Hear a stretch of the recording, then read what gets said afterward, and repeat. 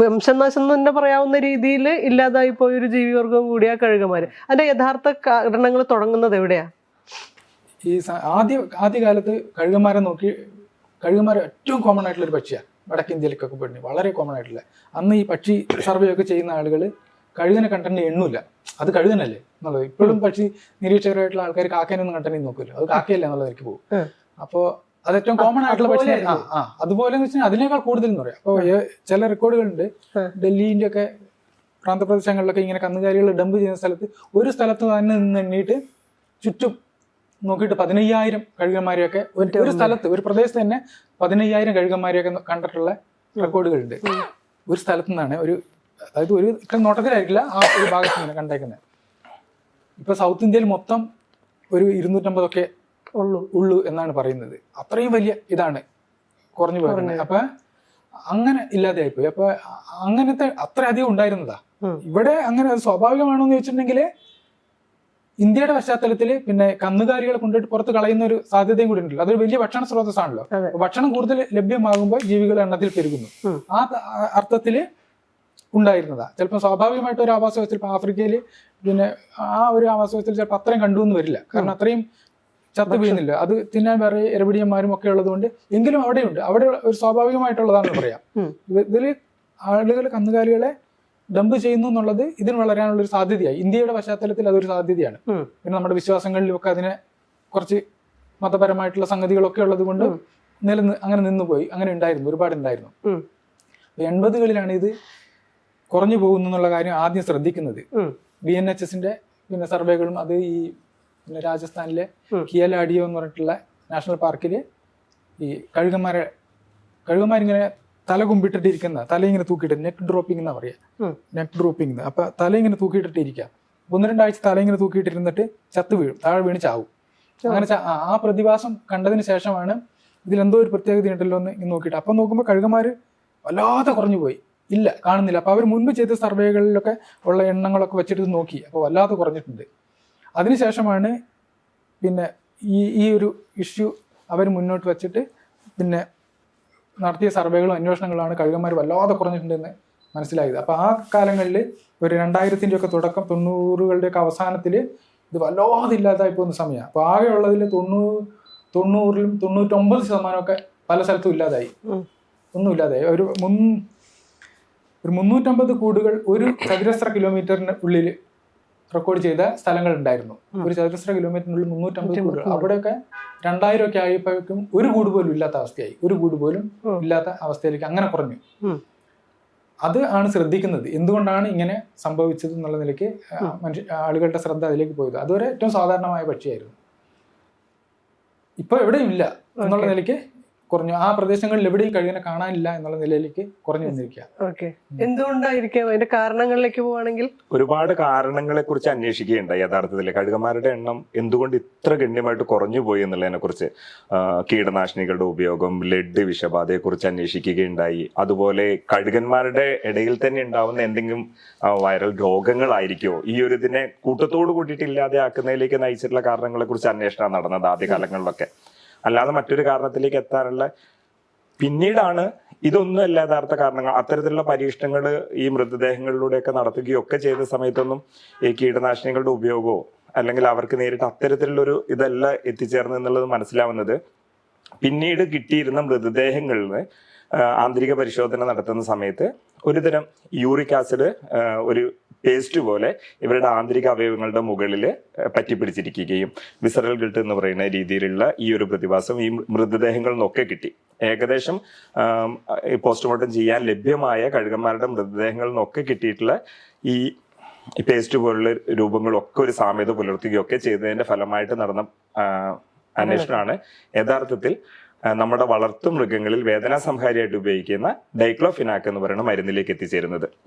അപ്പൊ നമ്മള് വളർത്തുമൃഗങ്ങളിൽ ഉപയോഗിക്കുന്ന ഡൈക്ലോഫിനാക്ക് കുത്തിവെച്ചതിന് ശേഷം ചത്തുപോകുന്ന പശുക്കളുടെ മൃതദേഹം ആഹരിക്കുന്ന കഴുകന്മാര് അവരുടെ കിഡ്നിയുടെ പ്രവർത്തനം നിലച്ച് ചത്തുപോവുകയായിരുന്നു ചെയ്തിട്ടുണ്ടായിരുന്നത്. അതിന് മുന്നോടിയായിട്ടാണ് നേരത്തെ അജയേട്ടൻ പറഞ്ഞതുപോലെ നെക്ട്രോപ്പിംഗ് പ്രതിഭാസം അവർ കാണിക്കുകയും അതിനുശേഷം അവരവിടെ വീണ് ചത്തുപോവുകയും ചെയ്തത്. അത് പിന്നീട് മറ്റ് ആഫ്രിക്കൻ രാജ്യങ്ങളിലൊക്കെ ഇത്തരത്തിലുള്ള പ്രതിഭാസങ്ങൾ മുമ്പ് കണ്ടിട്ടുള്ളതൊക്കെ ചേർത്ത് വായിക്കുന്ന സമയത്ത് ഇത്തരത്തിലുള്ള ഒരു മൃഗങ്ങളിൽ ഉപയോഗിക്കുന്ന ഒരു വെറ്റിനറി മരുന്ന് അത് ഇതിലേക്ക് ഒരു കഴുകന്മാരുടെ വംശനാശത്തിലേക്ക് എത്തിച്ചേരുന്നു എന്നുള്ള കണക്കിലേക്ക് എത്തിയത്. പക്ഷെ അതിലേക്ക് എത്തിച്ചേരുന്നതിന് മുൻപ് തന്നെ ഒരുപാട് പരീക്ഷണങ്ങൾ നടത്തുകയുണ്ടായി യഥാർത്ഥത്തിൽ. പക്ഷെ അതൊന്നല്ല, ഇതാണ് യഥാർത്ഥ അൾട്ടിമേറ്റ് കാരണം എന്നുള്ളതിലേക്ക് എത്തിച്ചേരുകയായിരുന്നു ചെയ്തത്. ഇതിന്റെ ഈ ഡൈക്ലോഫിനാക്കിന്റെ കണ്ടെത്തലുണ്ടല്ലോ, അത് ഭയങ്കര രസകരമായിട്ടുള്ള ഒരു ഗവേഷണമാണ്. എന്ന് വെച്ചിട്ടുണ്ടെങ്കിൽ ചേട്ടൻ പറഞ്ഞിരുന്നല്ലോ, ഒരു 1996-97 കാലഘട്ടത്തിലാണ് ഈ JBNHS ശാസ്ത്രകാരന്മാർ ഭരത്പൂരിൽ പോയിട്ട് പക്ഷികളുടെ സർവേ നടത്തുന്ന സമയത്ത് അവർ ശ്രദ്ധയപ്പെടുകയാണ്, ഓക്കെ കഴുകന്മാരുടെ എണ്ണത്തിൽ വലിയ കുറവുണ്ടാവുന്നു എന്നുള്ളത് ആദ്യമായിട്ട് നോട്ടീസ് ചെയ്യുന്നത് 1996-97 സമയത്താണ്. അപ്പോൾ BNHS ശാസ്ത്രകാരനുണ്ട്, വിഭു പ്രകാശ് എന്നാണ് പുള്ളിയുടെ അദ്ദേഹത്തിൻ്റെ പേര്. ഓക്കെ, അപ്പോൾ അദ്ദേഹം മറ്റുള്ള ഇൻസ്റ്റിറ്റ്യൂഷൻസിൽ ആളുകളോടൊക്കെ ചോദിക്കുകയാണ്, എന്താണ് നിങ്ങളുടെ നാട്ടിലൊരു അവസ്ഥ എന്താണ്. അപ്പോൾ അവരൊക്കെ പറയുകയാണ്, ഓക്കെ നമ്മുടെ നാട്ടിലും ഇത്തരത്തിൽ കഴുകന്മാരുടെ എണ്ണത്തിൽ വലിയ കുറവ് സംഭവിച്ചിട്ടുണ്ട് എന്നെല്ലാവരും റിപ്പോർട്ട് ചെയ്യാം. അപ്പോൾ BNHS തന്നെ 1993 ഒരു സർവേ നടത്തിയിരുന്നു. ഇന്ത്യയിൽ ഉടനീളം നടന്നിട്ട് പരുന്തുകളുടെയും ഈ കഴുകന്മാരുടെയൊക്കെ ഒരു റാപ്റ്റർ സർവേ നടത്തിയിട്ടുണ്ടായിരുന്നു. അപ്പോൾ അവർ തീരുമാനിക്കുകയാണ്, ഓക്കെ നമുക്ക് ഒരു സർവേ കൂടെ ചെയ്യാം. അങ്ങനെ അവർ 2000 വീണ്ടും ഒരു സർവേ ചെയ്യാണ്, ഇന്ത്യ മുഴുവൻ പരുന്തുകളെ കുറിച്ചൊരു സർവേ, കഴുകന്മാർ ഉൾപ്പെടെ. അപ്പം അതിൽ നിന്ന് മനസ്സിലായെന്ന് വെച്ചിട്ടുണ്ടെങ്കിൽ 97% കഴുകന്മാർ ഇല്ലാതായി പോയിട്ടുണ്ട്. അതിൽ 3 ഗിപ്സ് എന്ന് പറയുന്ന ജീനസിലുള്ള 3 കഴുകന്മാരാണ് വലിയ രീതിയിലുള്ള എണ്ണത്തിൽ കുറവ് സംഭവിച്ചിട്ടുള്ളത്. അത് white rumped vulture, long billed vulture എന്ന് പറയുന്ന സ്പീഷീസുകൾ ഇതിനകത്ത് പ്രധാനമായിട്ടും, പിന്നെ സ്ലെൻഡർ ബിൽ വൾച്ചർ ഉണ്ട്. ഇങ്ങനെ 3 സ്പീഷീസിലാണ് എണ്ണത്തിൽ വല്ലാതെ കുറവുണ്ടായിട്ടുള്ളത്. അപ്പോൾ ഒരു അന്വേഷണം ആരംഭിക്കുകയാണ് അവർ, എന്താണ് ഇതിൻ്റെ റീസൺ എന്ന് പറഞ്ഞിട്ട്. ഇന്ത്യയിൽ JBNHS എന്ന് പറയുന്ന സ്ഥാപനവും ഇതേ സംഭവം ഇന്ത്യയിൽ മാത്രമല്ല തൊട്ടടുത്തുള്ള രാജ്യങ്ങളിൽ സംഭവിക്കുന്നുണ്ട്. പാകിസ്ഥാനിലും നേപ്പാളിൽ സംഭവിക്കുന്നുണ്ട്. ഇത് ഗിപ്സ് ജീനസിൽപ്പെട്ട കഴുകന്മാർക്ക് മാത്രമാണ് എണ്ണത്തിൽ ഇത്തരത്തിലുള്ള ഡിക്ലൈൻ ഉണ്ടായിട്ടുള്ളത്. അപ്പോൾ പാകിസ്ഥാനിലൊരു ടീം പെരഗ്രാൻ ഫണ്ട് എന്ന് പറഞ്ഞിട്ടുള്ള ഒരു ഗ്രൂപ്പ് വന്ന് പഠിക്കുന്നു. ഇന്ത്യയിൽ BNHSഉം പഠനം നടത്തുകയാണ്. അപ്പം ഇന്ത്യക്കാർ ചിന്തിച്ചുകൊണ്ടിരുന്നത് ഏതോ തരത്തിലുള്ള മുന്നൊക്കെ പറഞ്ഞ പോലെ ബാക്ടീരിയൽ ഓർ വൈറൽ ഇൻഫെക്ഷൻ ആവാം എന്നുള്ള തരത്തിലുള്ള ചിന്ത വയ്ക്കുകയും അതായിരുന്നു അവരുടെ ഒരു പ്രഡിക്ഷൻ ഓർ ഹൈപ്പോത്തിസിസ്. അങ്ങനെയായിരുന്നു പഠനങ്ങൾ മുമ്പോട്ട് വരുന്നത്. പക്ഷെ പാകിസ്ഥാനിൽ നിന്നുള്ള പഠനത്തിൽ ഏകദേശം ഒരു 2000 ഒക്കെ തുടക്കത്തിലാണ്, 2001 ആ ഒരു സമയത്താണ് ഓക്സ് ഗിൽബർട്ട് എന്നൊക്കെ പറയുന്ന ശാസ്ത്രകാരന്മാരാണ് അല്ല മറിച്ച് ഈ ഡൈക്ലോഫിനാക്കാണ് ഇതിന് കാരണം എന്ന് മനസ്സിലാവുന്നത്. അപ്പം അത് ഭയങ്കര രസകരമായിട്ടുള്ളൊരു ശാസ്ത്ര അന്വേഷണത്തിന്റെ ഒരു ഇതാണ്. അപ്പൊ അതിനുശേഷം അതിന് ലോകം മുഴുവൻ, അത് ഇന്ത്യയിലും അല്ലെങ്കിൽ മറ്റു സ്ഥലങ്ങളിലൊക്കെ പഠിക്കും. ഇത് തന്നെയായിരുന്നു നേപ്പാളിലും പാകിസ്ഥാനിലൊക്കെ ഇതേ പാറ്റേൺ ആയിരുന്നു. അപ്പൊ അവർ പഠിച്ച സമയത്ത് എത്ര ചെറിയ അളവിലാണ് കന്നുകാലികൾ ഉപയോഗിക്കുന്നത് എങ്കിലും ഇത് കഴുകന്മാരിലെത്താനുള്ള സാധ്യത ഉണ്ടെന്നും അവർ ഇല്ലാതായി പോകുന്നു പറയും ആണ് കണ്ടെത്തിയത്. മറ്റൊരു കാര്യം എന്താണെന്ന് വെച്ചിട്ടുണ്ടെങ്കിൽ മുൻപ് പറഞ്ഞിരുന്നല്ലോ, ഇപ്പോൾ ഒരു സാധാരണഗതിയിൽ എങ്ങനെയത് ചെയ്യാന്ന് വെച്ചിട്ടുണ്ടെങ്കിൽ ഡൈക്ലോഫിനാക്ക് മുൻപ് മനുഷ്യന്മാരിൽ മാത്രം ഉപയോഗിച്ചിരുന്ന ഒരു വേദന സംഹാരിയാണ്, ഒരു ആന്റി ഇൻഫ്ലമേറ്ററി ഡ്രഗാണ്. അപ്പോൾ ഒരു ഈ കഴുകന്മാർ ഇല്ലാതായി പോകുന്നതിന് തൊട്ട് മുൻപുള്ള സമയത്താണ് ഇത് വെറ്റിനറി ഫീൽഡിൽ ഉപയോഗിക്കാൻ തുടങ്ങിയത്. ഓക്കെ, അപ്പോൾ കന്നുകാലികൾ ഇത് ഉപയോഗിച്ച് കഴിഞ്ഞിട്ടുണ്ടെങ്കിൽ ഒരു 2-3 ദിവസത്തിനുള്ളിൽ കന്നുകാലികൾ മരിച്ചു പോകും, ഒന്ന് ഇൻസിഡന്റുകൾ ഉണ്ടാവുമല്ലോ. അപ്പോൾ ആ സമയത്ത് ആ കന്നുകാലിയുടെ ശരീരം കൊണ്ട് പുറത്തിടും. അപ്പോൾ കഴുകന്മാർ കുറേ കഴുകന്മാർ ഒരുമിച്ച് വന്നിട്ട് ഒരു കാർക്കസാണ് കഴിക്കുക. അപ്പോൾ കൂടുതൽ കഴുകന്മാർക്ക് ഈ പ്രശ്നം ഉണ്ടാവാനുള്ള സാധ്യത കൂടുതലാണ്. അപ്പോൾ കൂടുതൽ എണ്ണത്തിലേക്ക് ഇത് എത്തിയും, അതുകൊണ്ട് തന്നെ വളരെ വേഗത്തിൽ അവരുടെ നമ്പർ ഇല്ലാതാവുകയും ചെയ്തു. ഇങ്ങനെ ഡിക്ലൈൻ ആയതിനു ശേഷം രാജ്യത്തോ അല്ലെങ്കിൽ ഏഷ്യയിൽ മുഴുവൻ കഴുകന്മാരുടെ സംരക്ഷണവുമായിട്ട് ഒട്ടനവധി പ്രവർത്തനങ്ങൾ നടന്നു. ആ സമയത്ത് ഇപ്പോൾ അതിന്റെ ഡിസ്ട്രിബ്യൂഷൻ റേഞ്ചിൽ മുഴുവൻ ഇല്ലാതായി പോയപ്പോഴും കഴുകന്മാർ ബാക്കി നിന്ന പ്രധാനപ്പെട്ട ഒരു പോപ്പുലേഷൻ ഉണ്ടല്ലോ, അത് വയനാട് ഉൾപ്പെടുന്ന ഈ നീലഗിരി, ഞാൻ നേരത്തെ പറഞ്ഞതാണ്, നീലഗിരി ഉൾപ്പെടുന്ന ഈ ഒരു നീലഗിരി ബയോസ്ഫിയർ റിസർവ് അല്ലെങ്കിൽ നീലഗിരി കുന്നുകൾക്ക് ചുറ്റുമുള്ള ഈ വരണ്ട ഇലപൊഴിയും കാടുകളാണ്. ഇവിടെ അത് ഉപയോഗിക്കാത്തതുകൊണ്ടാണ്, ഇവരുടെ ഭക്ഷണം ഇതല്ലാത്തതുകൊണ്ടായിരിക്കും അല്ലേ? അതാണ് ഞാൻ നേരത്തെ പറഞ്ഞിരുന്നല്ലോ. അതായത് ഇവിടുത്തെ നമ്മൾ ബീഫ് കൺസ്യൂം ചെയ്യുന്ന ഒരു സ്റ്റേറ്റ് ആണ് കേരള. അപ്പൊ പുറത്ത് അല്ലെങ്കിൽ വലിച്ചെറിയുന്ന ഒരു സ്വഭാവമില്ല. അപ്പൊ അതുകൊണ്ട് തന്നെ ഇത്തരത്തിലുള്ള ഫുഡ്, അതായത് ഡൈക്ലോഫിനാക്ക് ഉള്ള ഭക്ഷണം ലഭിക്കാനുള്ള സാധ്യത കുറവാണ് അവർക്ക്. കൂടുതലായിട്ടും അവർ ഡിപ്പെൻഡ് ചെയ്യുന്നത് സ്വാഭാവികമായിട്ട് കാടിനകത്ത് മരിച്ചു വീഴുന്നതോ അല്ലെങ്കിൽ ഈ പ്രിഡേറ്റേഴ്സ് ആയിട്ടുള്ള ജീവികൾ പിടിക്കുന്നതുമായിട്ടുള്ള ജീവികളാണല്ലോ കഴിക്കാനുള്ള സാധ്യത. പക്ഷെ എങ്കിലും നമ്മുടെ നാട്ടിൽ ഇപ്പോൾ ഏതെങ്കിലും തരത്തിൽ ഇപ്പോൾ ഒരു കന്നുകാലിയെ പിടിക്കുന്ന കടുവയോ അല്ലെങ്കിൽ അതിനോടുള്ള ഒരു അനിമോസിറ്റിയുടെ പുറത്ത് ആളുകൾ ചിലപ്പോൾ വിഷം വെക്കുക, അങ്ങനത്തെ ഇൻസിഡൻസ് ഉണ്ടായിട്ടുണ്ട്. ഇപ്പൊ നീലഗിരി ബയോസ്ഫിയർ ചുറ്റും അത് ഉണ്ടായിട്ടുണ്ട്. അപ്പോഴും സംഭവിക്കുക എന്താണെന്ന് വെച്ചിട്ടുണ്ടെങ്കിൽ ബാക്കി നിൽക്കുന്ന ഈ പോപ്പുലേഷൻ, ഞാൻ പറഞ്ഞ ഈ നമുക്ക് ചുറ്റുമുള്ള ഈ നീലഗിരി കുന്നുകൾക്ക് ചുറ്റുമുള്ള ഈ പോപ്പുലേഷൻ ഇൻഡിവിജ്വൽസും വരും. അപ്പൊ അവർ കഴിച്ചിട്ട് ചില സമയങ്ങളിൽ കഴുകന്മാർ ചത്തുപോകാറുണ്ട്, കൂട്ടത്തോടെ ചത്തുപോകാറുണ്ട്. ഓക്കെ. പക്ഷേ ഈ ബാക്കി നിൽക്കുന്ന പോപ്പുലേഷൻ അത്യധികം പ്രാധാന്യമുള്ളതാണ്. എന്ന് വെച്ചിട്ടുണ്ടെങ്കിൽ ഇപ്പോൾ പറഞ്ഞിരുന്നല്ലോ, ഇപ്പോൾ ഒരു 97% ഇപ്പോൾ ഗിബ്സ് ബംഗാളൻസിസ് എന്ന് പറയുന്ന കഴുകനാണെങ്കിൽ 99%-അധികം ഇല്ലാതായി പോയിട്ടുണ്ട്. അപ്പോൾ അവരുടെ റേഞ്ചിൽ മുഴുവൻ അവർ ഇല്ലാതായി തീർന്നു ഓൾമോസ്റ്റ്. പക്ഷെ ആ സ്ഥലങ്ങളിലേക്കെല്ലാം റീ എസ്റ്റാബ്ലിഷ് ചെയ്യണമെങ്കിൽ ഇവിടെ പോകേണ്ട പ്രധാനപ്പെട്ട ഒരു റിമൈനിങ് പോപ്പുലേഷൻ എന്ന് പറയുന്നത് ഇവിടെ ഉള്ളതാണ്. ഓക്കെ. അപ്പൊ അതിന് അത്രയും പ്രാധാന്യം, അത്രയും ശ്രദ്ധയോട് കൂടിയിട്ട് വയനാട് ഉൾപ്പെടുന്ന സ്ഥലങ്ങളെ കുറിച്ചാണ് ഓക്കെ. അത്ര പ്രാധാന്യമുള്ള സ്ഥലമാണ്. ചിലപ്പോൾ 1-2 പിന്നെ ജീവികളുടെ മേൽ വിഷം വെച്ചെന്ന് വിചാരിച്ച ആളുകള് അത് ചിലപ്പോൾ ഈ സൗത്ത് ഇന്ത്യയിലുള്ള മൊത്തം കഴുകന്മാരെ ഇല്ലാതാക്കാൻ അത് മാത്രം മതിയാവും. എവിടെയോ 1-2 സ്ഥലത്ത് ഇത് സംഭവിച്ചിട്ടുണ്ടെങ്കിൽ അത്രേ ഉള്ളൂ എണ്ണത്തിൽ. ഇത് വലിയ ഒരു ആനയൊക്കെ ചത്തിടുന്നുണ്ടെങ്കിൽ 100-ലധികം കഴുകന്മാർ വരും, ഒന്നിച്ച് വരും അത് തിന്നാൻ വേണ്ടിയിട്ട്. അപ്പോൾ അങ്ങനെയുള്ളൊരു സ്ഥലത്ത് അതിൽ വിഷാംശമായിട്ടുണ്ടെങ്കിൽ വരുന്നതിൽ വലിയൊരു ശതമാനം പെട്ടെന്ന് ചത്തുതീരും. ഇപ്പൊ ബാക്കിയുള്ള എണ്ണം എന്നൊക്കെ പറയാ, ആ ഒരു എണ്ണത്തിലൊക്കെ പറയാനാണെങ്കിൽ എത്ര ബാക്കി ഉണ്ടാവും? ഈ വന്യജീവികളുടെ എണ്ണം പറയുന്നതിലൊരു വലിയ പ്രശ്നം എന്താ വെച്ചിട്ടുണ്ടെങ്കിൽ നമ്മളുടെ ഒരു എസ്റ്റിമേറ്റ് ചെയ്ത നമ്പറാണ് പറയുന്നത്. നമ്മൾ വളർത്തുന്നതല്ലാത്ത ഒരു ജീവിയുടെ എണ്ണം നമുക്ക് കൃത്യമായിട്ട് പറയാൻ പറ്റില്ല. ഇന്ത്യയിലൊക്കെ ആണെങ്കിൽ നടക്കുന്ന സർവേ വെച്ച് പിന്നെ വളർത്തുന്ന ജീവികളുടെ പോലും എണ്ണം കൃത്യമായിട്ട് കിട്ടില്ല. ഇവിടെ അങ്ങനെയാണല്ലോ, ഇത് മനുഷ്യന്റെ പോലും എണ്ണം കൃത്യമല്ല. അപ്പൊ ഈ കടുവന്റെ ഒക്കെ എണ്ണം പറയുന്നില്ല കുഴപ്പമില്ല. കഴുകിന് ഇത്ര ഉണ്ട് എന്ന് പറഞ്ഞാൽ ഏകദേശം ഒരു 250 അടുത്ത് ഉണ്ട് എന്നുള്ളതാണ് കണക്കാക്കുന്നത് ദക്ഷിണേന്ത്യയിൽ. ഒപ്പം ഇവിടെ ഇപ്പൊ ഏകദേശം ഉണ്ട് എന്ന് വിചാരിക്കുന്ന കൂടുകളുടെ എണ്ണം ഇപ്പോ മോയാർ താഴ്വാരത്ത് ഇപ്പൊ ഞാൻ അടുത്തിട്ട് ഒരു ഭാരതിദാസ് എന്ന് പറഞ്ഞൊരു ആളുണ്ട്. അയാൾ ദീർഘകാലമായിട്ട് ഈ മോയാർ വാലിയിൽ കഴുകന്മാരുടെ സംരക്ഷണത്തോട് ബന്ധപ്പെട്ട് പ്രവർത്തിക്കുന്ന ഒരാളാണ്. ഭയങ്കര രസകരമായിട്ടുള്ള കൺസർവേഷൻ പ്രൊജക്ട് ആണ് അവരുടേത്. ഇപ്പോൾ ഒരു 2000-ലേക്കാണ് അവർ സ്റ്റാർട്ട് ചെയ്യുന്നത്. ആ സമയത്ത് പുള്ളിക്കാരൻ്റെ ബാക്ക്ഗ്രൗണ്ട് വേറെയാണ്. പുള്ളിക്കാരൻ ഒരു തമിഴ് ലിറ്ററേച്ചർ ഒരു എഴുത്തുകാരനാണ്. അപ്പോൾ പുള്ളിക്കാരൻ ആദ്യമായിട്ട് ഈ വാലിയിലേക്ക് വരികയും അവിടെ നല്ല തിരിച്ചറിയാണ് ഇപ്പോൾ കഴുകന്മാരുടെ നിലനിൽപ്പിന് വല്ലാത്തൊരു പ്രശ്നം നേരിടുന്നുണ്ട് എന്ന് മനസ്സിലാക്കുക. അപ്പോൾ ഞാൻ ആ ഒരു 2012-13 പുള്ളിക്കാരനോട് കുറച്ചു കാലം വർക്ക് ചെയ്തിട്ടുണ്ട്. ആ സമയത്ത് ഭയങ്കര രസകരമായിട്ടുള്ളൊരു കാര്യം എന്താ വെച്ചിട്ടുണ്ടെങ്കിൽ അവിടെ എങ്ങനെയാണെന്ന് വെച്ചിട്ടുണ്ടെങ്കിൽ ചെറിയ ഗ്രാമങ്ങളാണ്, ഹാംലെറ്റ്സുകളാണ്. അപ്പോൾ പുഴയുടെ അരികിൽ, മോയാർ നദിയുടെ അരികിലുള്ള ചെറിയ ചെറിയ ഹാംലെറ്റുകളാണ്. അപ്പോൾ ഈ പുഴയുടെ അരികിലാണ് കഴുകന്മാർ കൂടുവയ്ക്കുകയും അവരെ കന്നുകാലി വളർത്തുകയും അവരെ കന്നുകാലി മേയാൻ പോവുകയും ഒക്കെ ചെയ്യുന്നത്. അപ്പോൾ ഇദ്ദേഹം എന്താ ചെയ്യാന്ന് വെച്ചിട്ടുണ്ടെങ്കിൽ എല്ലാ ഗ്രാമങ്ങളിലും പോകും. എന്നിട്ട് വൈകുന്നേരങ്ങൾ കൂട്ടങ്ങളുണ്ട്. അപ്പോൾ കൂട്ടങ്ങളിൽ പോയിട്ട് വൈകുന്നേരം കഴുകന്മാരെ കുറിച്ച് പറയും, അവരെ അവെയർ ചെയ്യും, അവരെ സംരക്ഷിക്കാൻ വേണ്ടിയിട്ട് സംരക്ഷണവുമായി ബന്ധപ്പെട്ട് അവരെ അവെയർ ചെയ്യാം. ഏറ്റവും രസകരമായ കാര്യം ആ വാലിയിലെ ഏറ്റവും പ്രധാനപ്പെട്ട ഒരു ആക്ടിവിറ്റി എന്ന് പറയുന്നത് വോളിബോൾ ടൂർണമെന്റുകളാണ്. അപ്പോൾ ഒരു സീസൺ ആയി കഴിഞ്ഞാൽ പിന്നെ എല്ലാ ഗ്രാമങ്ങളിലും വോളിബോൾ ടൂർണമെന്റുകൾ ഉണ്ടാവും. അപ്പോൾ അവിടുത്തെ വോളിബോൾ ടൂർണമെന്റുകളുടെ പേര് തന്നെ വൾച്ചർ വോളിബോൾ ടൂർണമെന്റുകളാണ്. അപ്പോൾ പുള്ളിയാണ് സ്പോൺസർ ചെയ്യാത്തത്. അപ്പോൾ അതിൻ്റെ ഒരു പെർട്ടിക്കുലർ എമൗണ്ട് പുള്ളി സ്പോൺസർ ചെയ്തിട്ട് എല്ലാ ഇവന്റിന് മുൻപ് ഒരു 10 മിനിറ്റ് കഴുകന്മാരെ കുറിച്ച് സംസാരിക്കും. അത് ഭയങ്കര രസമുള്ളൊരു കൺസർവേഷൻ ആക്ടിവിറ്റിയാണ് അദ്ദേഹം ചെയ്തിട്ടുള്ളത്. അപ്പോൾ ഈ കഴുകന്മാരെ കൂടുമായി ബന്ധപ്പെട്ട് വരികയാണെങ്കിൽ ഞാൻ അദ്ദേഹത്തെ സംസാരിച്ച സമയത്ത് പുള്ളി പറയുന്നത് ഇപ്പോൾ ആ വാലിയിൽ ഏകദേശം ഒരു 60ഓളം കൂടുകളുണ്ട്. പിന്നെ ഈ കർണാടക ഭാഗത്തൊക്കെ നമുക്ക് അറിയില്ല, പക്ഷെ ഏകദേശം ഒരു 20ഓളം കൂടുകളുണ്ടെന്ന് വിചാരിക്കാം. വയനാട്ടിൽ എണ്ണം തീരെ ഇല്ലാതായിട്ടുണ്ട്, പക്ഷെ എങ്കിലും ഒരു 4-5 കൂടുകളൊക്കെ ഉണ്ടാവും. അപ്പൊ ഏകദേശം നമുക്ക് കാൽക്കുലേറ്റ് ചെയ്യാം എന്തായിരിക്കും ഇവിടുത്തെ ഒരു പോപ്പുലേഷൻ സൈസ് എന്നുള്ളത്. അത്ര മാത്രമേ ഉള്ളൂ. അതിൽ ഇത് ഞാൻ പറഞ്ഞ ചുട്ടിക്കിഴങ്ങന്മാരെ കുറിച്ചാണ്. പിന്നെ ഗിബ്സ് ബംഗാളൻസ് എന്ന് പറയുന്ന സ്പീഷീസാണ്. പിന്നെ ഉള്ളത് ഇവിടെ നമുക്ക് കൂടെ കൂട്ടുന്നത് ലോങ് ബിൽഡ് വൾച്ചർ എന്ന് പറഞ്ഞിട്ട് ക്ലിഫിൽ കൂടെ കൂട്ടുന്നത്, നേരത്തെ ആചാരം സൂചിപ്പിച്ച ചെരുവുകളിൽ വലിയ പാറയുടെ ഇടുക്കുകളിൽ ചെരുവുകളിലൊക്കെ കൂടെ കൂട്ടുന്ന കഴുകന്മാരാണ്. അവരുടെ മാക്സിമം ഒരു 10ഓളം കൂടുതൽ ഉണ്ടാവുന്ന കൂട്ടാണ്. ഒരു ക്ലച്ച് അങ്ങനെ ഒരു കുട്ടി എന്നുള്ള തരത്തില്. പിന്നെ ഉള്ളത് കൂടുകൂടെ സാധ്യതയുള്ളൊരു കഴുകൻ എന്ന് പറയുന്നത് റെഡ് ഹെഡഡ് വൾച്ചർ, കാതിര കഴുകൻ എന്ന് പറയുന്ന സ്പീഷീസാണ്. പക്ഷെ അതിന്റെ കൂടുതൽ അടുത്ത കാലത്തൊന്നും കണ്ടിട്ടില്ല. ഞാൻ അവിടെ വർക്ക് ചെയ്ത സമയത്തോടെ കൂടുതൽ ഉണ്ടായിരുന്നു എന്ന് പറയുന്നു, പക്ഷെ അടുത്ത കാലത്തൊന്നും ഇവിടെ റിപ്പോർട്ട് ചെയ്തിട്ടില്ല. തീർച്ചയായിട്ടും അവർ കൂട് കൂട്ടുന്നുണ്ടാവും, എന്തെങ്കിലും വളരെ ചുരുങ്ങിയ നമ്പറല്ലേ ആയിരിക്കും. അപ്പൊ ഇതാണ് അതിന്റെ ഒരു പോപ്പുലേഷനെ കുറിച്ചുള്ള, നമ്മുടെ ഈ ഒരു ലാൻഡ്സ്കേപ്പിലുള്ള പോപ്പുലേഷനെ കുറിച്ചുള്ള ഒരു ധാരണ.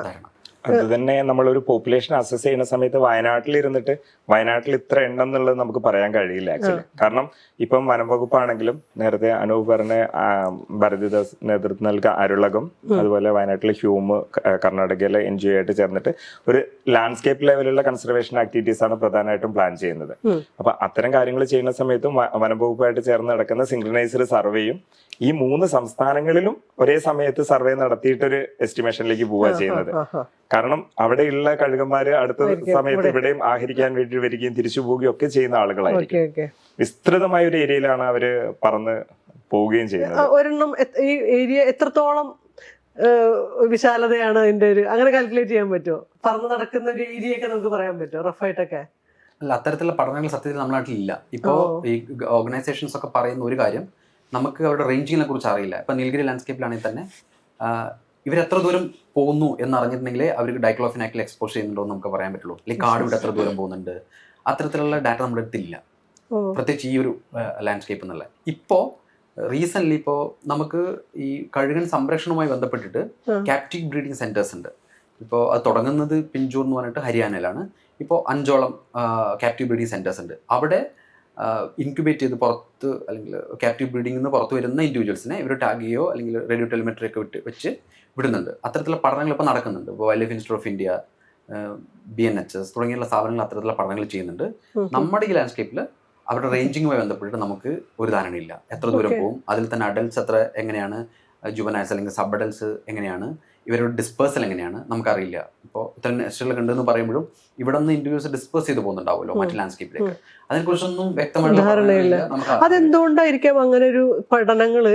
കാരണം ഇത്രയും പ്രധാനപ്പെട്ട ഫുഡ് ചെയിനിലാണെങ്കിലും പരിസ്ഥിതിയിൽ ഇത്രയും പ്രധാനപ്പെട്ട ഒരു സ്പീഷീസിന്റെ ഒരു നാശത്തിന് എന്തുകൊണ്ടായിരിക്കും അത്തരം പഠനങ്ങൾ നടക്കാത്തത്? എന്തുകൊണ്ടായിരിക്കാം? അതിന് പല കാരണങ്ങളുണ്ട്. ഒന്ന്, ഒരു ഭയങ്കര ക്രിട്ടിക്കലി എൻഡേഞ്ചർഡ് ആയിട്ടുള്ള, ഇപ്പോൾ നേരത്തെ പറഞ്ഞിരുന്നല്ലോ 23 ഇനം കഴുകന്മാരുണ്ടെന്ന്. അതിൽ 9 ഇനങ്ങൾ ക്രിട്ടിക്കലി എൻഡേഞ്ചർഡാണ്, വേർജ് ഓഫ് എക്സ്റ്റിങ്ഷൻ ആണ്. അത് വളരെ ചുരുങ്ങിയ നമ്പറിൽ മാത്രമേ ഉള്ളൂ. അപ്പം അതുകൊണ്ട് തന്നെ വന്യമായിട്ടുള്ള സ്പേസസിൽ, ഇപ്പോൾ വന്യജീവി സങ്കേതങ്ങളിലോ നാഷണൽ പാർക്കുകളിലൊക്കെ നമുക്ക് അവരെക്കുറിച്ച് പഠിക്കാൻ ഇത്തരത്തിലുള്ള പഠനങ്ങൾക്ക് ഒരു റിസ്ക് ഫാക്ടറും കൂടി ഉണ്ട്.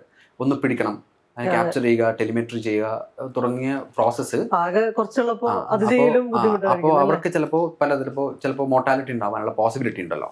അപ്പോൾ അത്തരത്തിലുള്ള ഒരു സംരക്ഷണത്തിൻ്റെ ഒരു ലെയർ ഉള്ളതുകൊണ്ടായിരിക്കാം പെർമിഷൻ കിട്ടാനുള്ള ബുദ്ധിമുട്ടുകൾ. അത്തരത്തിലുള്ള ഒരു റീസൺ ആയിരിക്കാം, പ്രധാനപ്പെട്ട റീസൺ ആയിരിക്കാം. പിന്നെ ഇത് ഭാവിയിൽ ചെയ്യുമായിരിക്കും. ഇപ്പോൾ ഗവൺമെന്റിന്റെ തന്നെ സ്ഥാപനങ്ങൾ, ഇപ്പോൾ wild life institute of India പോലുള്ള സ്ഥാപനങ്ങൾ ഭാവി, അല്ലെങ്കിൽ BNHS പോലുള്ള സ്ഥാപനങ്ങൾ, സാക്കോൺ പോലുള്ള സ്ഥാപനങ്ങളൊക്കെ ഭാവിയിൽ ഇത്തരത്തിലുള്ള പഠനങ്ങൾ ചെയ്യണമെന്ന് പ്ലാൻ ചെയ്യുന്നുണ്ട് എന്നുള്ളത് അവിടുത്തെ സയന്റിസ്റ്റുമാരോട് സംസാരിക്കുന്ന സമയത്ത് അവർ പറയുന്നുണ്ട്. അപ്പം ഭാവിയിൽ അത്തരത്തിലുള്ള പഠനങ്ങൾ നടക്കും. പക്ഷെ ലോകത്ത് ഇത്തരത്തില് വംശനാശത്തിന്റെ വക്കിൽ നിന്ന് തിരിച്ചു കൊണ്ടുവന്നിട്ടുള്ള കഴുകന്മാരുടെ കഥകളും ഉണ്ട് നമുക്ക്. ഈ കാലിഫോർണിയൻ കോണ്ടൂർ എന്ന് പറയുന്ന ഒരു പക്ഷി 1982 കണക്ക് വെച്ചിട്ട് നോക്കുന്ന സമയത്ത് വൈൽഡിൽ ആകെ 27 എണ്ണം മാത്രമാണ് ഉണ്ടായിരുന്നത്. 22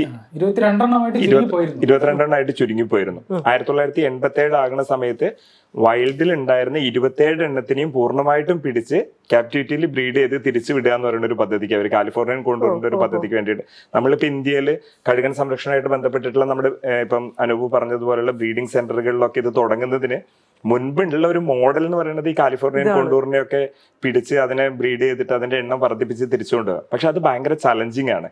ലോകത്ത് ബാക്കിയുള്ള ഒരു 27 കഴുകനെ പിടിച്ചു കൊണ്ടുവരിക എന്ന് പറയുന്ന സമയത്ത് അന്നുണ്ടായിരുന്ന ശാസ്ത്രലോകത്തിന് ഒരുപാട് വിമർശനങ്ങളുണ്ട്. കാരണം ആ ഒരു ജീവിയെ പിടിച്ചു കൊണ്ടുവന്നിട്ട് അങ്ങനെയല്ല കൺസർവ് ചെയ്യേണ്ടത്, അവരെ പ്രകൃതിയിലേക്ക് വിട്ടുകൊടുക്കാന്ന്, നാച്ചുറലായിട്ട് അതിന്റെ സർവൈവലിന് വിട്ടുകൊടുക്കുക എന്നുള്ള രീതിയിലൊക്കെ ചലഞ്ചസ് ഉണ്ടായിരുന്നു. പക്ഷെ അത് ഭയങ്കര ഒരുപാട് പണവും മനുഷ്യാധ്വാനവും ഒക്കെ ചെലവഴിച്ചിട്ടുള്ള ഒരു പ്രൊജക്റ്റ് ആണ്. മില്യൺസ് ആണ് അതിന് വേണ്ടിയിട്ട്.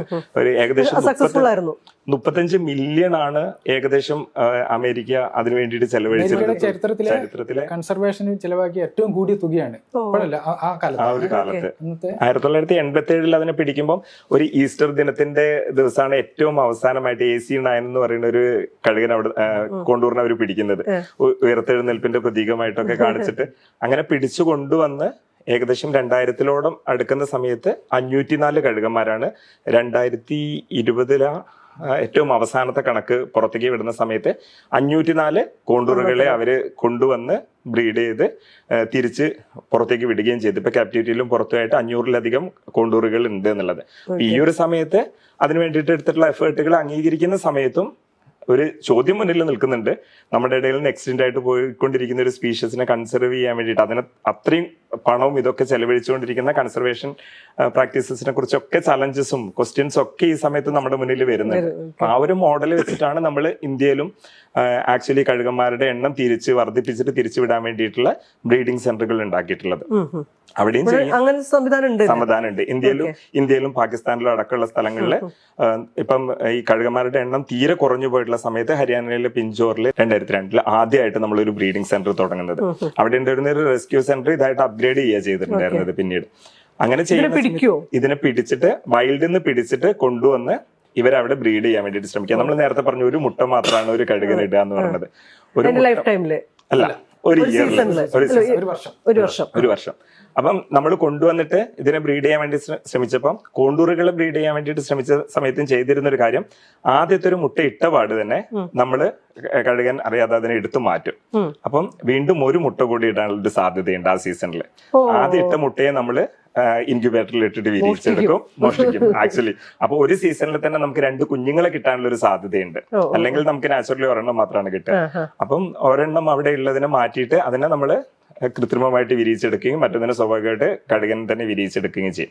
ഇങ്ങനെ വിരിയിച്ചെടുക്കുന്ന പ്രാക്ടീസസ് ആണ് നമ്മൾ ഇപ്പോഴും നമ്മുടെ ബ്രീഡിംഗ് സെന്ററുകളിലും തുടർന്ന് വരുന്നത്. അങ്ങനെ ഇതിന്റെ എണ്ണം വർദ്ധിപ്പിച്ച് പുറത്തേക്ക് വിടുക എന്നുള്ളത്. അങ്ങനെ പുറത്തേക്ക് വിടുന്ന സമയത്തും ഈ ഡൈക്ലോഫിനാക്ക് ഇല്ലാത്ത ഒരു ഏരിയയിലേക്ക് തുറന്നു വിടുക എന്നുള്ളത്. പക്ഷെ 2006 ഡൈക്ലോഫിനാക്ക് ഇല്ല. അപ്പോൾ ഡൈക്ലോഫിനാക്ക് ഒരു കോൺടെക്സ്റ്റ് കൂടെ എന്താണെന്ന് വെച്ചിട്ടുണ്ടെങ്കിൽ, ഡൈക്ലോഫിനാക്ക് ഒരു ത്രെട്ട് ആണെന്ന് മനസ്സിലാക്കിയതിന് ശേഷം ഒട്ടനവധി ഗവേഷണങ്ങളൊക്കെ നടക്കുകയും ഇതിന് പകരമായിട്ടുള്ള ഒരു വേദന സംഹാരി കണ്ടെത്തിയിട്ടുണ്ട്. അതിന് മെലാക്സിക്കം എന്നാ പറയാ. പക്ഷെ ഇതിന്റെ ഒരു പ്രോബ്ലം എന്താ വെച്ചിട്ടുണ്ടെങ്കിൽ, ഇത് കൂടുതൽ ക്വാണ്ടിറ്റി ഉപയോഗിക്കണം, വില കൂടുതലുമാണ്. മറ്റേ ഡൈക്ലോഫിനാക്ക് ആണെങ്കിൽ വളരെ ചീപ്പായിട്ടുള്ള ഒന്നാണ്. ഇപ്പോൾ റീസെൻ്റ്ലി ഇപ്പോൾ ഈ ഭാരതിദാസിനോട് സംസാരിക്കുന്ന സമയത്ത് പുള്ളി പറയണത് ആളുകൾക്ക് ഉപയോഗിക്കാൻ വേണ്ടിയിട്ട് ഡൈക്ലോഫിനാക്ക് കിട്ടും. അപ്പം ഇത് 2-3 വയലുകൾ മേടിച്ചിട്ട് ചില സമയങ്ങളിൽ കന്നുകാലികൾ ഉപയോഗിക്കുന്നുണ്ട്. അത്തരത്തിലുള്ള റിപ്പോർട്ടുകൾ ഉണ്ട് എന്നാണ് പറയുന്നത്. അത് വീണ്ടും ഒരു ത്രെട്ട് ഉണ്ടാക്കാനുള്ള ഒരു സാധ്യതയാണ്. പിന്നെ സൗത്ത് ഇന്ത്യയിൽ ആണെന്നുള്ളതുകൊണ്ടും കന്നുകാലികളുടെ ശവം ഒരു പുറത്തായിട്ടുള്ള ഓപ്പൺ സ്പേസിൽ ഉണ്ടാവില്ല എന്നുള്ളതുകൊണ്ടും അത്തരത്തിലുള്ള ത്രെട്ടുകൾ ഉണ്ടാവണമെന്നില്ല. പക്ഷെ കാടിനകത്തുള്ള ഹാംലെറ്റുകളുണ്ട്. ഇപ്പോൾ മോയാർ വാലിയിൽ തന്നെ അള്ളി മോയാർ, അല്ലെങ്കിൽ മോയാർ എന്ന് പറയുന്ന സ്ഥലം, വാഴത്തോട്ടം എന്നൊക്കെ പറഞ്ഞിട്ടുള്ള കുറേ ഗ്രാമങ്ങളുണ്ട്, തെങ്ങുമരട എന്നൊക്കെ പറഞ്ഞില്ല. അവിടെ പലപ്പോഴും ഇത്തരത്തിലുള്ള കന്നുകാലികളെ പുറത്ത് കാടിലേക്ക് തുറന്നു വിടുകയും ചെയ്യാം. അപ്പോൾ ചിലപ്പോൾ പോകുന്ന വഴിയിൽ കടുവ പിടിക്കുകയോ അല്ലെങ്കിൽ ഏതെങ്കിലും തരത്തിൽ മരണപ്പെടുകയോ ഒക്കെ ചെയ്ത് കഴിഞ്ഞിട്ടുണ്ടെങ്കിൽ അവിടെ കിടക്കാനുള്ള സാധ്യതകളും ഇത് കഴുകന്മാർ ഭക്ഷിക്കാനുള്ള പോസിബിലിറ്റിയും കൂടുതലുണ്ട്. അതുകൊണ്ട് തന്നെ പൂർണ്ണമായിട്ടും ഡൈക്ലോഫിനാക്ക് ഫ്രീ ആണ് നമ്മുടെ ലാൻഡ്സ്കേപ്പിൽ എന്ന് പറയാൻ ബുദ്ധിമുട്ടാണ്. 100% പറയാൻ പറ്റില്ല. 2006 സുപ്രീം കോടതി ബാൻ ചെയ്തിട്ടുണ്ട്. വെറ്റിനറി പർപ്പസസുകൾക്ക് വേണ്ടിയിട്ട് ഡൈക്ലോഫിനാക്ക് യൂസ് ചെയ്യരുതെന്ന് ബാൻ ചെയ്തിട്ടുണ്ട്. അതിനുശേഷവും പക്ഷേ പിന്നീടുള്ള സർവേകളിൽ നമ്മൾ ഡെമി പർച്ചേസ് പോലുള്ള കാര്യങ്ങളൊക്കെ നടത്തുമ്പോഴും നമുക്ക് ചിലപ്പം ഡൈക്ലോഫിനാക്ക് വെറ്റിനറി ഇതിൽ കിട്ടിയിട്ടുള്ള ഒരു സമയം വരെ ഉണ്ടായിരുന്നു, അത് നിരോധിച്ചതിന് ശേഷം പോലും. പക്ഷെ ഇപ്പോഴും ഈ അനൂപ് പറഞ്ഞതുപോലെ മനുഷ്യരിൽ ഉപയോഗിക്കുന്ന ഇത് മൃഗങ്ങൾക്ക് കൊടുത്തു കഴിഞ്ഞാലുള്ള ത്രെട്ട് അവിടെ ഉണ്ട്. പിന്നെ കണ്ടെത്തിയിട്ടുള്ള ഏറ്റവും നല്ല വേദന സംഹാരിയാണ് ഡൈക്ലോഫിനാക്ക്. നമുക്കാണെങ്കിലും ഏറ്റവും ചീപ്പാണ്, ആളുകൾക്ക് ഏറ്റവും എളുപ്പത്തിൽ വാങ്ങിക്കാനും ഉപയോഗിക്കാനും വെറ്റിനറിയൻസ് സജസ്റ്റ് ചെയ്യുകയും ചെയ്യുന്ന ഒരു മെഡിസിൻ ആണ്. കാരണം അത് അത്രയും നല്ലൊരു മെഡിസിൻ ആണ് കണ്ടെത്തിയിട്ടുള്ളത്, എഫക്റ്റീവ് ആയിട്ടുള്ളത്. അതിന് പകരം നമ്മൾ ഉണ്ടാക്കുന്ന മെഡിസിൻസ് കുറച്ചുകൂടി വില കൂടിയതും ഒക്കെ ആവുന്നത് കൊണ്ടുള്ള പ്രശ്നങ്ങളും ഉണ്ട് അതിൽ. ഇതിന്റെ ഒരു പാരിസ്ഥിതിക പ്രാധാന്യം എന്ന് പറയുന്നത് ഫുഡ് ചെയിനകത്ത് ഭയങ്കര ഇമ്പോർട്ടൻ്റ് ആയിട്ടുള്ളൊരു സംഗതിയാണല്ലോ. അത് വംശനാശം സംഭവിക്കുമ്പോൾ എന്താണ് ആക്ച്വലി, ഇപ്പോൾ നായകളുടെ കാര്യം പറഞ്ഞു, അതിൻ്റെ പെറ്റ് വരികാനുള്ള ഒരു സാധ്യത കൂടുതൽ, തെരുവ് നായ്ക്കൾ കൂടുന്നതിൻ്റെ ഒരു കാരണമായിട്ട് ഈ കഴുകൻ്റെ വംശനാശം പറയുന്നുണ്ടല്ലോ. എങ്ങനെയാണ് ഇതിനെ അഡ്വേഴ്സ് ആയിട്ട് എഫക്റ്റ് ചെയ്യുന്നത്? ഇപ്പോൾ ഈ കാട്ടിലെ ഇത് പശ്ചാത്തലത്തിൽ നമുക്ക് അത്രയ്ക്ക് പറയാൻ പറ്റില്ല. നമുക്ക് വന്യതയിൽ അറിയില്ലല്ലോ. നമുക്ക് നാട്ടിൻപുറത്ത് കഴുകൻ ഇല്ലാതായ സമയത്ത് എന്ത് സംഭവിച്ചെന്നുള്ളത് നമുക്ക് നോക്കിയാൽ പിന്നെ ആളുകൾ ഇടപെടുന്ന സ്ഥലമായതുകൊണ്ട് നമുക്ക് മനസ്സിലാവും. ഇപ്പോൾ നോർത്ത് ഇന്ത്യയിലാണെങ്കിൽ കന്നുകാലികൾ ഡംപ് ചെയ്യുന്ന സ്ഥലത്ത് ഇത് കഴുകന്മാർ തിന്നിട്ടുണ്ടെങ്കിൽ വെച്ചിട്ടുണ്ടെങ്കിൽ എല്ലാം തീർക്കും, എല്ലുകളല്ലാതെ ബാക്കി ഒന്നും ഉണ്ടാവില്ല, എല്ലാം ക്ലീൻ ആക്കും. നല്ല പിന്നെ ആ എല്ല് പറക്കുന്നവർക്ക് അത് വന്നിട്ട് എടുത്തിട്ട് പോയത് തട്ടി കൊടുത്തിട്ട് എടുത്തിട്ട് പോയിട്ടുണ്ടെങ്കിൽ സംഗതി കഴിഞ്ഞു. ബാക്കി ഇപ്പം തെരുവ് നായകളുടെ എണ്ണം, തെരുവ് നായകൾ തിന്നും, എലികൾ തിന്നും, ഒരുപാട് ജീവികൾ.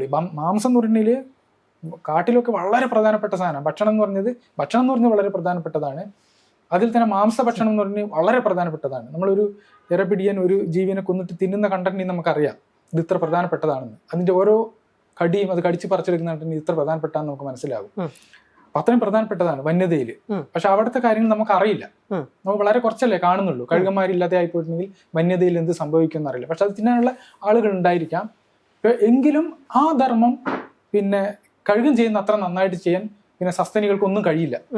അവർക്കൊക്കെ അന്വേഷണത്തിന് പരിമിതികളുണ്ട്. നടന്നു പോകുന്ന ദൂരമല്ലേ ഒരു പിന്നെ കുറുക്കനോ അല്ലെങ്കിൽ ഈ ഹൈനിയൊക്കെ പോയിട്ടുണ്ടെങ്കിൽ അതിന് ഇത്ര ദൂരെ പോകുള്ളൂ. അവരും ഈ ചത്ത കിടക്കുന്നൊക്കെ തിന്നുകയാണ്, കാട്ടുപന്നി തിന്നും. അവർക്ക് പരിമിതികളുണ്ട്. കഴുകൻ എന്ന് പറഞ്ഞാൽ 100 കണക്കിന് കിലോമീറ്റർ സഞ്ചരിക്കാൻ പറ്റും.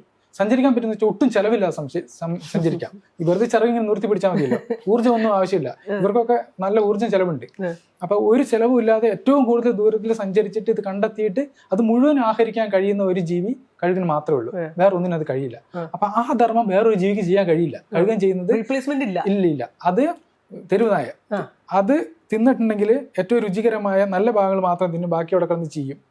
അത് കുറച്ച് ജീവികളൊക്കെ തിന്നും, അപ്പൊ ബാക്കി കിടക്കും. അതിനകത്ത് പിന്നെ ഈച്ച വന്ന് മുട്ടയിടും, ഈച്ചകൾ തിന്നും, ബാക്ടീരിയകൾ അതിനകത്ത് അവരും ബാക്ടീരിയകൾ വന്നു കഴിഞ്ഞാൽ അതിനകത്തേക്ക് അവർ വിഷം പ്രയോഗിക്കും മറ്റുള്ളത് തിന്നാതിരിക്കാൻ വേണ്ടിയിട്ട്. പിന്നെ അത് മറ്റൊരു തിന്നാതിരിക്കുക എന്നുള്ളതാണ് അവർ ഉദ്ദേശിക്കുന്നത്. അപ്പോൾ അങ്ങനെ ഓരോ അപ്പോൾ ആ സംഗതികളൊക്കെ ഉണ്ടാവും, പല സാധനങ്ങളുണ്ടാവും. എലികൾ വന്ന് തിന്നും, അപ്പോൾ എലികൾ പരത്തുന്ന രോഗങ്ങളുണ്ട്. അത് പ്ലേഗ് പോലുള്ള സാധനങ്ങൾ അപ്പോൾ ഉണ്ടോ ഇല്ലെന്നുള്ളതല്ല, ഉണ്ടായിരുന്നു. എലികൾ വന്നിട്ടുണ്ടെങ്കിൽ അതിന് സാധ്യത ഉണ്ട്. അങ്ങനെ ഓരോ സാധനങ്ങൾ ഇപ്പൊ നായ്ക്കൾ വരികയാണെങ്കിൽ റാബീസ് പോലുള്ള സാധനത്തിന് സാധ്യതയുണ്ട്. അങ്ങനെയുള്ള സംഗതികൾ നാട്ടിൻപുറത്ത് സംഭവിക്കുന്നുണ്ട്. അതിന് സമാനമായ എന്തോ കാട്ടിൻ്റെ ഉള്ളിലും സംഭവിക്കുമായിരിക്കും, വന്യതയിലും സംഭവിക്കുമായിരിക്കും. അതെന്താണ് വന്യതയിൽ എന്താണ് സംഭവിക്കുന്നതെന്ന് നമുക്കറിയില്ല. ഓക്കെ, ഈ ഡയറക്റ്റ് തെരുവുനായയുടെ വിഷയത്തിലേക്ക് വരികയാണെന്നുണ്ടെങ്കിൽ ഇതുമായിട്ട് ഡയറക്റ്റ് കണക്ഷൻ ആണല്ലോ, അങ്ങനെയാണോ? നമുക്ക് എല്ലായിടത്തും ഒരുപോലെ അങ്ങനെ പറയാൻ കഴിയില്ല. കഴുകൻ ഉണ്ടായിരുന്ന സ്ഥലങ്ങളിൽ ഉണ്ടായിരുന്ന തെരുവുനായകളുടെ വർധനവുമായിട്ട് ബന്ധപ്പെട്ടിട്ടുള്ള പഠനങ്ങൾ ലഭ്യമാണ്. പ്രത്യേകിച്ച് രാജസ്ഥാനിലെ പോലുള്ള സ്ഥലങ്ങളിൽ, പശുക്കളെ കൊണ്ടുപോയിരുന്ന സ്ഥലങ്ങളിൽ മുൻപുണ്ടായിരുന്ന തെരുവുനായകളുടെ എണ്ണവും പിന്നീട് ഉണ്ടായിരുന്ന കഴുകൻ വംശനാശത്തിലേക്ക് പോവുകയും ചെയ്തിരുന്ന സമയത്ത് ഉണ്ടായിരുന്ന തെരുവുനായകളുടെ എണ്ണവും തമ്മിലുള്ള ബന്ധത്തെക്കുറിച്ച് ചില പഠനങ്ങളുണ്ട്. അപ്പം കഴുകൻ മുൻപ് ഉണ്ടായിരുന്നില്ലാത്ത സ്ഥലങ്ങളിൽ തെരുവുനായകളുടെ വർധനവ് കഴുകൻ ഇല്ലാത്തത് കൊണ്ടാണെന്ന് നമുക്ക് പറയാൻ കഴിയില്ല. അതിനങ്ങനെ റിലേറ്റ് ചെയ്തിട്ട് നമ്മൾ ജനറലൈസ് ചെയ്യുന്നതും തെറ്റായിരിക്കും. കഴുകൻ ഉണ്ടായിരുന്ന സ്ഥലങ്ങളിൽ ഈ ഇത്തരത്തിലുള്ള മൃതദേഹങ്ങൾ കൊണ്ടുപോയിടുന്ന സ്ഥലങ്ങളിൽ തെരുവുനായകളുടെ എണ്ണം ചില പീരീഡുകളിൽ ഒരു 10 വർഷ കാലാവധിക്കുള്ളിൽ തന്നെ മുൻപ് രേഖപ്പെടുത്തിയിരുന്ന 60 തെരുവുനായകൾ ഉണ്ടായിരുന്ന ചില ശവനിക്ഷേപ കേന്ദ്രങ്ങളിൽ കഴുകൻ ഇല്ലാതായതിനു ശേഷം 2000-ലധികം എണ്ണത്തിലേക്ക് എത്തിയിട്ടുള്ള പഠനങ്ങളുണ്ട്. അപ്പം പൊതുവേ തെരുവുനായ ശല്യവുമായിട്ട് ബന്ധപ്പെട്ടിട്ടുള്ള ഭക്ഷണത്തിന്റെ സ്രോതസ് വർദ്ധിപ്പിക്കുന്ന ലഭ്യമായിട്ടിരിക്കുന്ന സമയത്ത് അവരുടെ എണ്ണത്തിലുള്ള പെരുകലിന് സാധ്യത കൂട്ടുന്നുണ്ടാവും. അത് പ്രത്യേകിച്ച് നോർത്ത് ഇന്ത്യ പോലുള്ള സ്ഥലങ്ങളിൽ അത്തരത്തിലുള്ള വർധനവിനുള്ള സാധ്യത ഉണ്ടായിട്ടുള്ള പഠനങ്ങളുണ്ട്.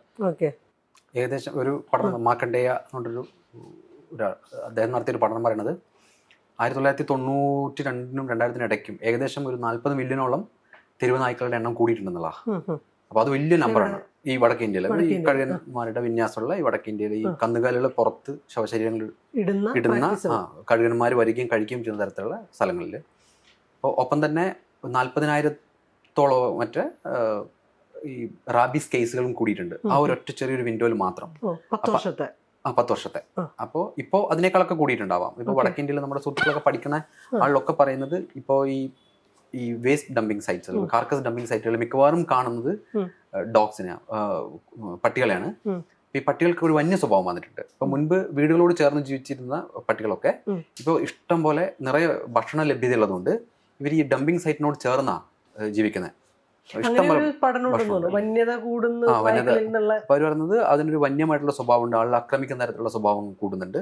ഒപ്പം തന്നെ ഈ കഴുകന്മാർക്കുള്ളൊരു അനുകൂലം എന്താണെന്ന് വെച്ചിട്ടുണ്ടെങ്കിൽ അവരുടെ സ്റ്റൊമക് ആസിഡ് ഭയങ്കര സ്ട്രോങ് ആണ്. അപ്പൊ ഈ ബാക്ടീരിയൽ അല്ലെങ്കിൽ വൈറൽ ആന്ത്രാക്സ് പോലുള്ള രോഗമുള്ള ജീവികളൊക്കെ കഴിച്ചാൽ പോലും ഒരു കുഴപ്പമില്ലാത്ത രീതിയിൽ അവർക്ക് സർവൈവ് ചെയ്ത് പോകാൻ പറ്റും. ഇതങ്ങനെയല്ല, അല്ല മറ്റു ജീവികളൊന്നും അങ്ങനെയല്ല, അവർക്കൊന്നും അത്തരത്തിലുള്ള സ്ട്രോങ് സ്റ്റൊമക് ആസിഡ്സ് ഒന്നുമില്ല. അപ്പോൾ ഇതെല്ലാം നിയന്ത്രിച്ചിരുന്നത് അത്തരത്തിലുള്ള ലാൻഡ്സ്കേപ്പുകൾ, അത്ര സ്ഥലങ്ങളിൽ നിയന്ത്രിച്ചിരുന്നത് കഴുകന്മാരായിരുന്നു. അപ്പോൾ ഒരു 1,00,000 കഴുകന്മാരിൽ നിന്ന് 2 കഴുകന്മാരായിട്ട് ചുരുങ്ങുന്ന സമയത്ത്, അല്ലെങ്കിൽ ചെറിയ നമ്പറായിട്ട് ചുരുങ്ങുന്ന സമയത്ത് അവർ ചെയ്തിരുന്ന ധർമ്മങ്ങളൊന്നും ചെയ്യാൻ ആളുകളില്ല.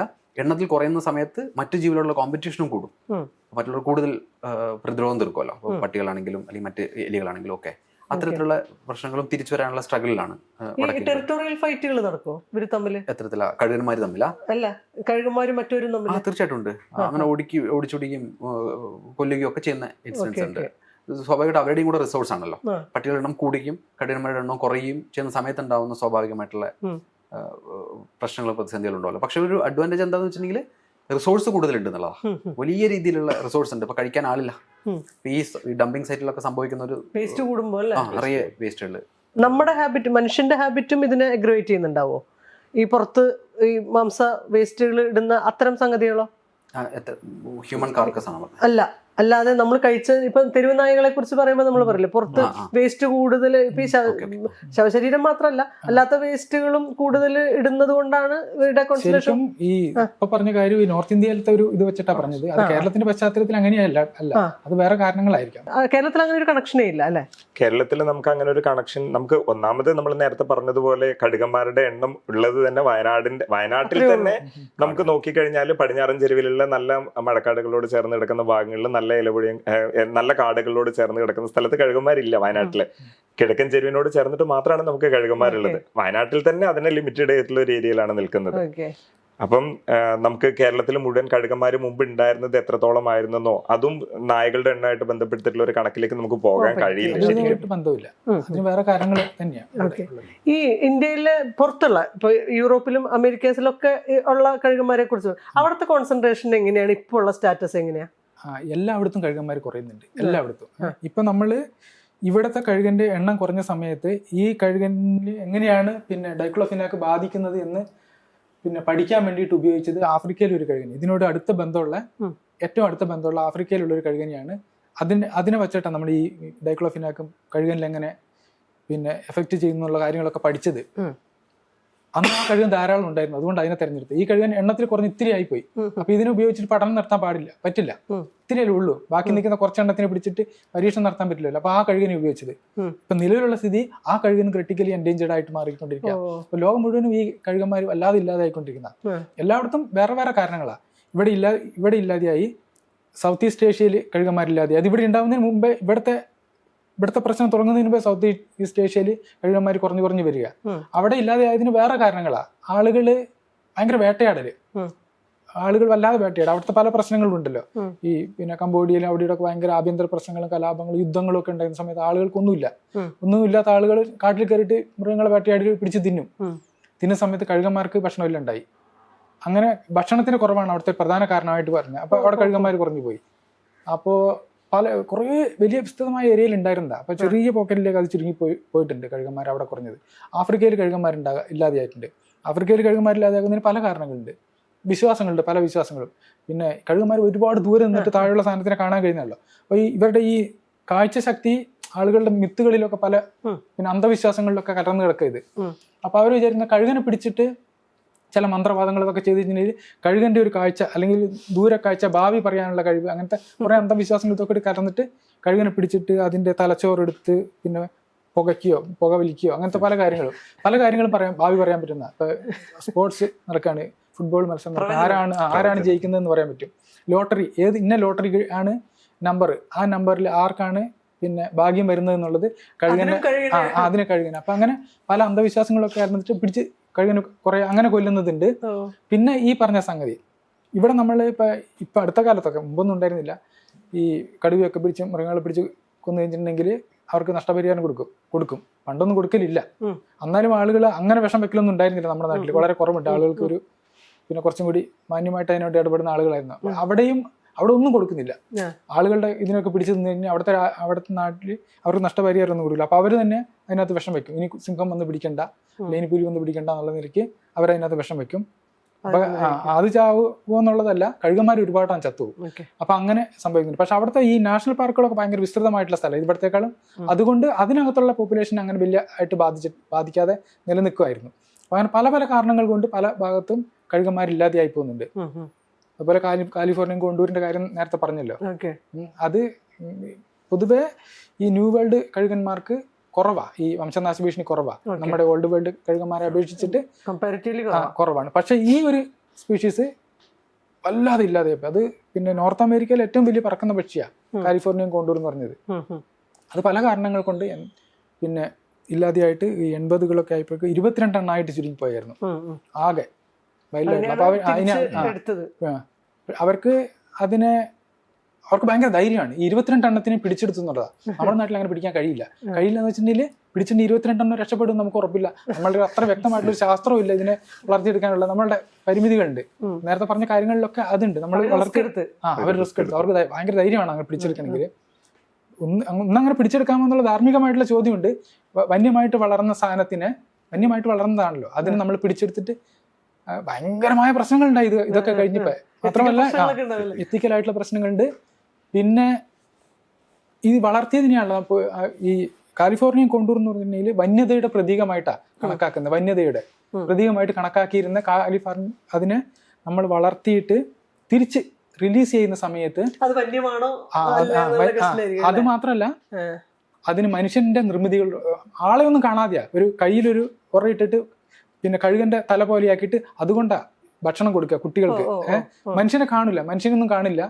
പക്ഷെ എല്ലാം കഴിഞ്ഞിട്ട് പുറത്തു വിട്ട കഴുകൻ മനുഷ്യന്റെ നിർമ്മിതികളിൽ വന്നിരിക്കുന്ന വന്യതയുടെ പ്രതീകമായിരുന്ന കാലിഫോർണിയൻ കോണ്ടൂർ പിന്നെ ഈ ആളുകൾ ഇതൊക്കെ പറപ്പിക്കുന്ന സമയത്ത് അതിന്റെ പുറകെ ഗ്ലൈഡിങ്ങിനൊക്കെ പോകുന്ന അതിന്റെ കൂടെ പറക്കുന്നു. പിന്നെ കെട്ടിടങ്ങളുടെ മുകളിൽ മാത്രം വന്നിരിക്കുന്നു. അങ്ങനെയുള്ള പ്രശ്നങ്ങൾ ഭയങ്കര പ്രശ്നം.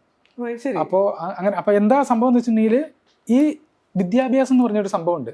അത് അതിന്റെ വന്യതയിൽ അതിന്റെ തള്ള അതിന് കുട്ടിക്ക് കൊടുക്കുന്ന ഒരു സംഗതിയുണ്ട്. വളരെ ചുരുങ്ങിയ സംഗതിയാ.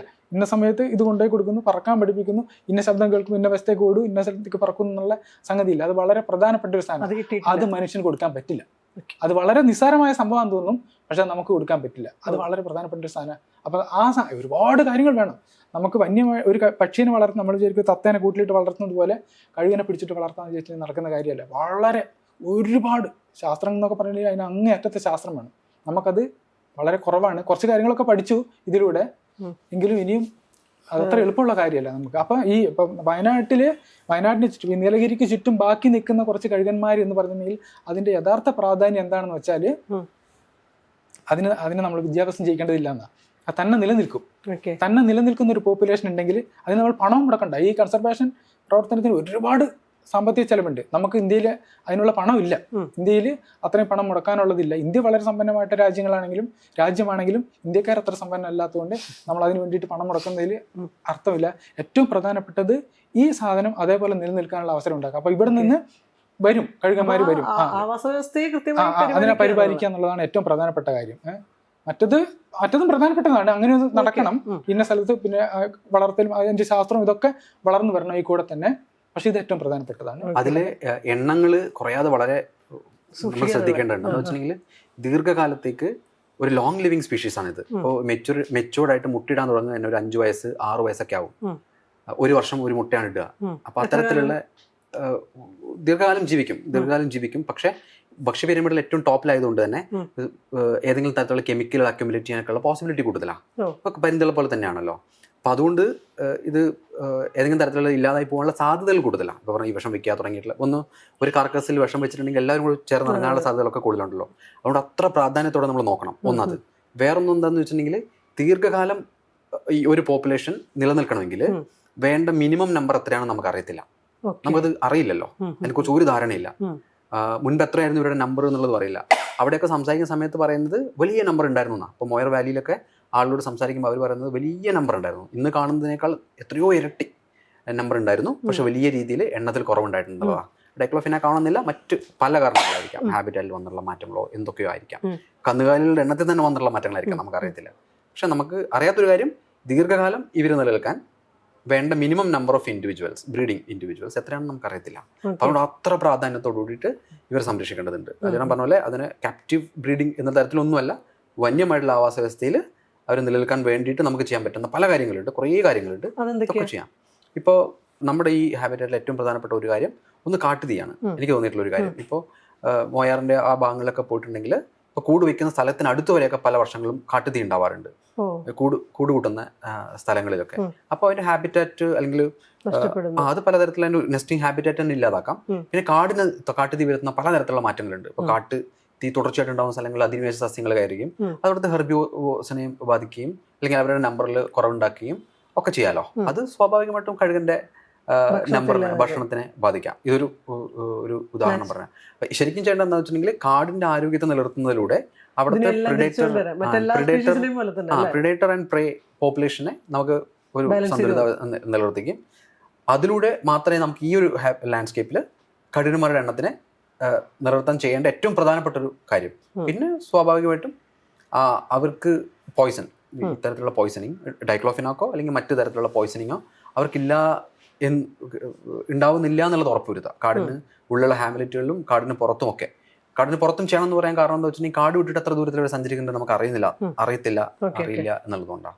അപ്പോൾ എന്താണെങ്കിലും അത്യധികം പ്രാധാന്യത്തോട് കൂടിയിട്ട് കാടിന്റെ ആരോഗ്യം തന്നെയാണ് അതെ അതെ നമ്മൾ അതിലേക്ക് തന്നെ എല്ലാ കൺസിഡറേഷനും എത്തിച്ചേരും അല്ലേ? പുതിയ ത്രെട്ടുകൾ ഉണ്ടാവുന്നുണ്ട് ആക്ച്വലി. ഇപ്പൊ കഴിഞ്ഞ 2 മാസം മുമ്പ് വയനാട്ടില് കബനിയുടെ പുഴയുടെ ഓരത്ത് തെരുവനായക്ക് വിഷം കൊടുത്ത് തെരുവനായ ചത്ത് അത് പുഴയിലൂടെ ഒഴുകിയിട്ട് കർണാടകയുടെ ചെരുവിലേക്ക് പോയി നിന്ന സമയത്ത് ആ തെരുവനായയുടെ മൃതദേഹം കഴിച്ചിട്ടുള്ള 6 കഴുകന്മാർ ചത്തുപോയി. അയ്യോ. അപ്പം നമുക്കറിയില്ല എങ്ങനെയൊക്കെയാണ് ഇതിന്റെ ജീവിതത്തിനെ ഇല്ലാതെയാക്കുന്നതിലേക്ക് പോകുന്നത് എന്നുള്ളത്. നായ എന്നുള്ളതിനെ വിഷം കൊടുത്ത് കൊല്ലുന്ന രീതിയൊക്കെ ചിലപ്പോൾ ഒരുപക്ഷെ നായയുടെ എണ്ണം കൂടുന്ന സമയത്തൊക്കെ ആളുകളിൽ ഉണ്ടായിരിക്കാം.